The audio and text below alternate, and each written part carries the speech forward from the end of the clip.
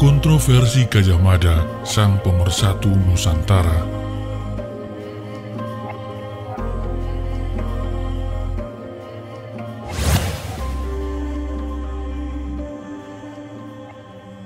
Gajah Mada dalam ingatan sejarah.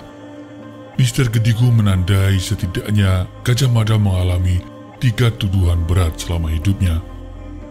Pertama, terlibat penggulingan Raja kedua Majapahit. Mulai dari bekel, karir kemiliteran Gajah Mada moncer pasca penyelamatan Srijaya Negara berhasil menumpas pemberontakan Rakuti.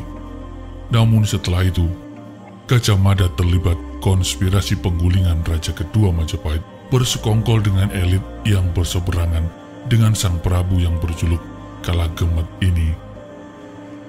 Kedua, ketika karir politiknya makin gemilang, Gajah Mada diangkat jadi Patih Amangkubumi pada era kepemimpinan Tribhuwana Tunggadewi. Saat pelantikan, Gajah Mada mengucapkan Sumpah Palapa sebagai perwujudan visi Cakrawala Mandala Dwipantara yang digagas oleh Sri Kertanegara. Pada saat inilah Gajah Mada menuai cibiran. Gajah Mada dianggap sebagai anak kemarin sore yang berlebihan dalam visi dan misinya. Dan ironis, saat visi misinya tertunaikan, Gajah Mada dianggap sebagai biang penjajah dari tanah Jawa. Ketiga, meskipun disegani kawan maupun lawan, berhasil mewujudkan visi misi Sri Kertanegara.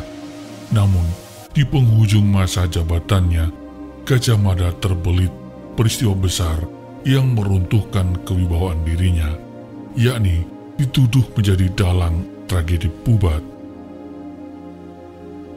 Nah, benarkah tuduhan-tuduhan ini? Bagaimana Gajah Mada yang sebenarnya? Mari kita telusuri, simak sampai selesai, agar tidak salah faham dan mengikuti faham yang salah.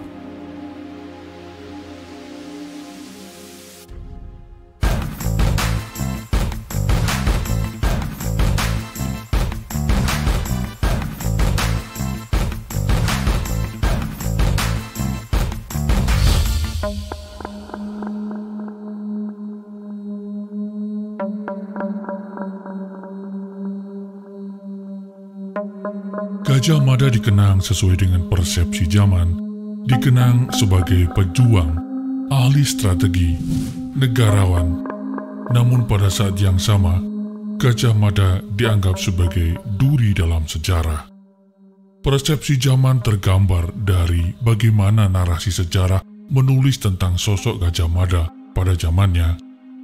Menurut kitab Usana Jawa atau sering disebut cerita Bali, Gajah Mada dilahirkan di Pulau Bali Agung pada suatu ketika berpindah ke Majapahit. Gajah Mada tidak memiliki ayah dan ibu, melainkan terlahir dari dalam buah kelapa sebagai penjelmaan Sang Hyang Narayana atau Dewa Wisnu ke dunia. Gajah Mada terlahir atas kehendak dewa-dewa. Menurut babat Gajah Mada, ia adalah anak dari putra patni dari Nari Ratih yang diperkosa oleh Dewa Brahma saat ditinggal suaminya, Pusora Dharma Yogi, untuk membuat huma di sebelah selatan Lembah Tulis. Kelahirannya diiringi berbagai peristiwa alam. Selanjutnya, bayi Gajah Mada diasuh oleh kepala desa Mada, dan setelah dewasa, diajak ke Majapahit untuk mengabdikan diri kepada raja. Menurut babat Arung Bondan, Gajah Mada adalah patih legender dalam cerita Damarwulan Minangjinggo. Sementara menurut serat Parareton, Gajah Mada adalah putra Gajah Pagon, salah seorang petinggi kerajaan Majapahit, pengikut setia Raden Wijaya. Dalam pengungsian Raden Wijaya pasca jatuhnya Tumapel Singasari dari serangan Jaya Katwang ke desa Pandaan, Madura. Saat itu, Gajah Pagon yang terluka dititipkan kepada Macan Kuping, kepala desa Pandaan. Gajah Pagon menikah dengan warga setempat, kemudian melahirkan seorang putra, diberi nama Gajah Mada. Sementara itu, sumber primer Kakawin Negara Kertagama tidak menulis asal-usul Gajah Mada. Puprapanca menyebut bahwa Gajah Mada mulai mengemban tugasnya, yakni pada 1331, ketika terlibat dalam peperangan Sadeng. Dari ragam sumber yang memberitakan asal-usul Gajah Mada, manakah yang paling valid? Validasi ini penting untuk mendedah 3 poin utama bahasan kita, dalam artian, dari sumber yang valid inilah berita-berita selanjutnya merujuk. Gajah Mada banyak ditulis dari berbagai zaman. Bahkan, di era 80-90-an, banyak novel yang bertemakan Gajah Mada. Namun kalau dirunut semuanya merujuk pada negara Kertagama dan Pararaton sebagai sumber yang paling tua. Ditulis sangat mungkin pada era sejaman atau tidak berjauhan dengan era Singasari Majapahit. Pararaton sebagai sumber yang valid untuk membabar persoalan Singasari Majapahit belakangan banyak diragukan. Banyak dianggap representasi kepentingan tertentu. Tapi penemuan prasasti Mula Malurung membredel semua keraguan ini. Ketika raja-raja yang tertulis dalam Pararaton ternyata sama dengan bunyi prasasti. Padahal, Pararaton ditemukan jauh lebih dulu dibandingkan dengan prasasti Mula Malurung. Kalau diragukan, maka muncul pertanyaan yang sulit dijawab. Dari mana daftar raja-raja ini diambil? Kecuali memang Pararaton ditulis sejaman atau tidak berjauhan zaman dengan era Singasari Majapahit. Nah, Pararaton sebagai sumber paling valid dalam memberitakan Tumapel Singasari Majapahit juga mengabarkan Gajah Mada, skenario kematian Srijaya Negara, Amukti Palapa, dan peristiwa Bubat. Kita lihat satu persatu dari dugaan keterlibatan Gajah Mada dalam kematian Srijaya Negara, Raja kedua Majapahit. Pada tahun 1328, 9 tahun setelah pemberontakan Rakuti, Jayanegara terbunuh di tangan Ratanca, seorang pelantun syair yang diminta menghibur Sang Prabu. Cerita pembunuhan ini bermula saat Tanca, yang juga seorang tabib, diminta mengoperasi bisul yang diderita Jayanegara. Operasi bisul dilakukan beberapa kali, dan operasi bisul yang ketiga, Tanca menikam Jayanegara di tempat tidurnya.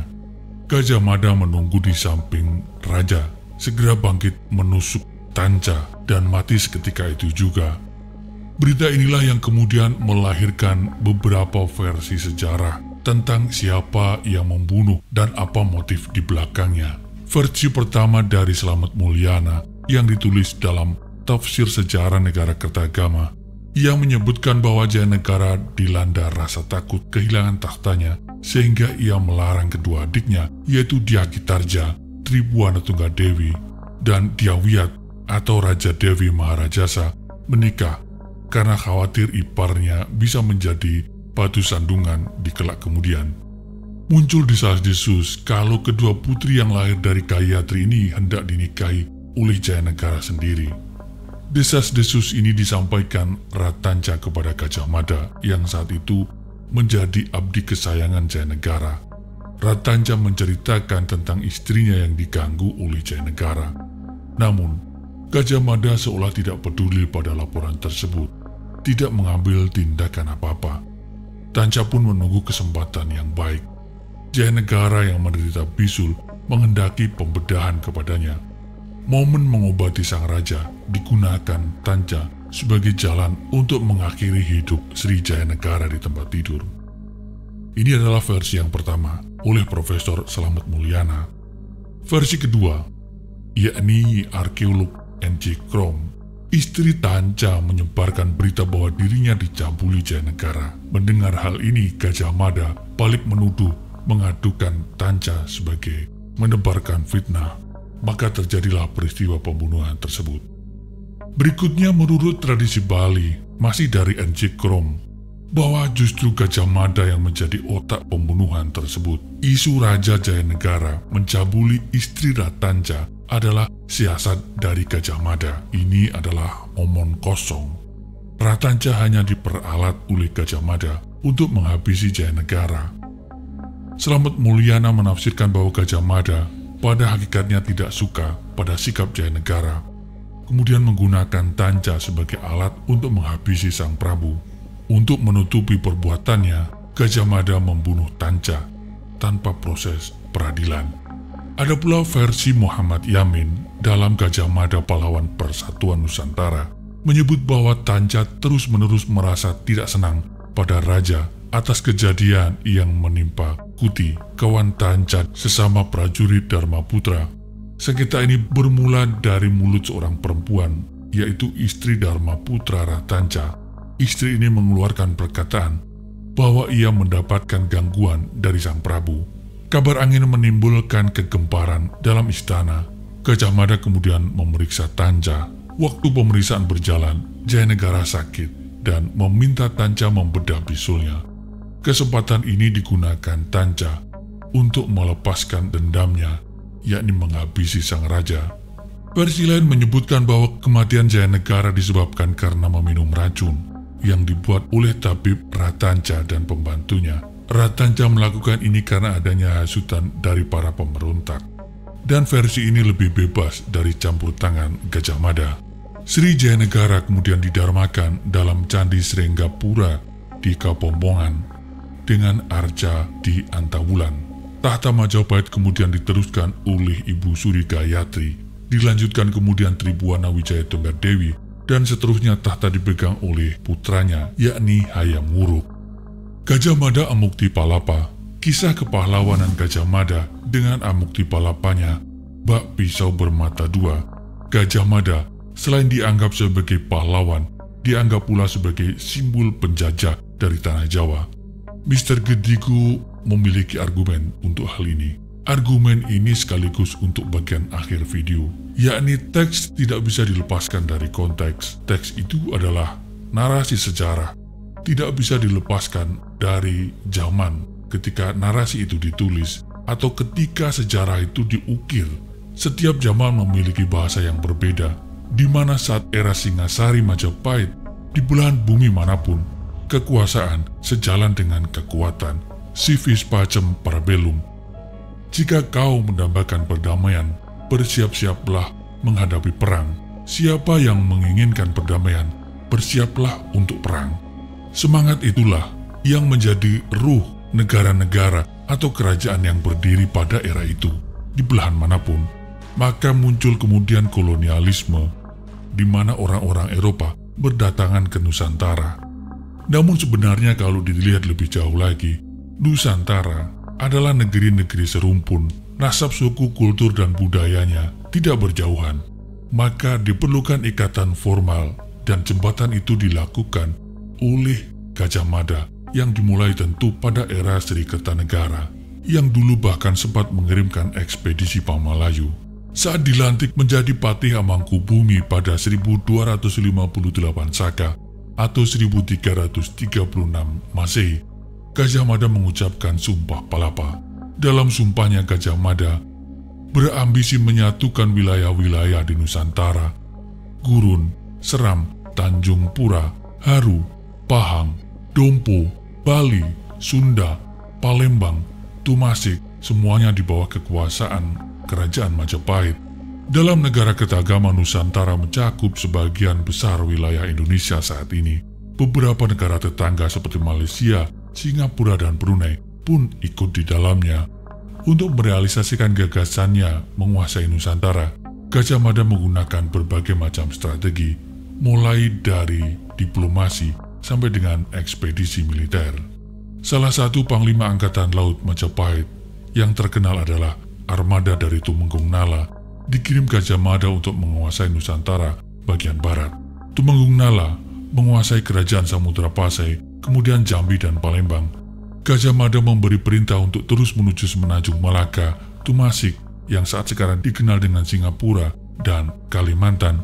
Dalam perjalanan ini, Majapahit berhasil menguasai Langkasuka, Kelantan, Trengganu, Kedah, Selangor, dan Tumasik.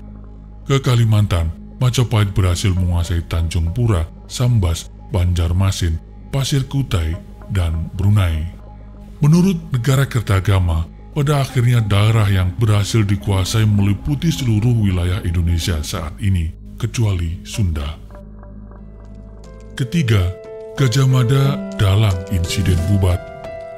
Dari kedua peristiwa sebelumnya, Inilah yang paling berat, karena hingga hari ini, luka sejarah belum sembuh total, melibatkan dua suku bangsa, Jawa dan Sunda, hingga muncul mitos pelarangan pernikahan antara Jawa dan Sunda, dan sesekali sentimen ini muncul ke permukaan karena berbagai alasan. Kisah ini bermula dari rencana perkawinan politik antara Raja Hayam Wuruk Sri Raja Sanagara dengan Dyah Pitaloka Citarresmi, putri Raja Sunda Prabu Linggabuana, tumulipah Sunda Bubat, Bre Prabu Ayun ing putri ring Sunda, Patih Madu ing utus angundanging wong Sunda, aidep wong Sunda yan awawarangana. Sebab pas Sunda Bubat, Bre Prabu berahipun putri di Sunda, Patih Madu diutus mengundang orang Sunda, lantaran tidak keberatan menjadi besan. Datanglah Prabu Maharaja Narendra Sunda ke Majapahit, alih-alih dijamu dengan meriah. Kedatangan mereka disambut Patih Gajah Mada agar putri Raja Sunda diserahkan sebagai persembahan. Orang Sunda tidak sudi menurut dan membulatkan tekad untuk berperang. Dari sinilah muncul nama Gajah Mada sebagai tersangka utama untuk menurutkan ambisinya menggenapkan amukti palapanya dengan penaklukan Sunda.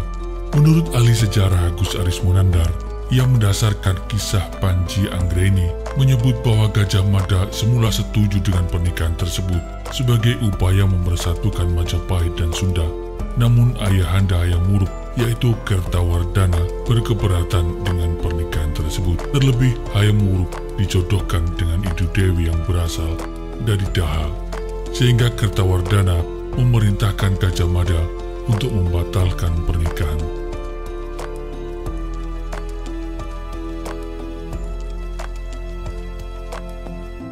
Tema yang dimuat dalam video ini terjadi puluhan bahkan ratusan tahun silam, sehingga sangat mungkin tidak sama persis seperti asal kejadian. Catatan sejarah bisa saja berbeda dengan bukti dan kenyataan. Terhadap hal itu, admin terbuka pada setiap masukan. Admin juga tidak menganggap bahwa yang kami sampaikan adalah satu kebenaran tunggal.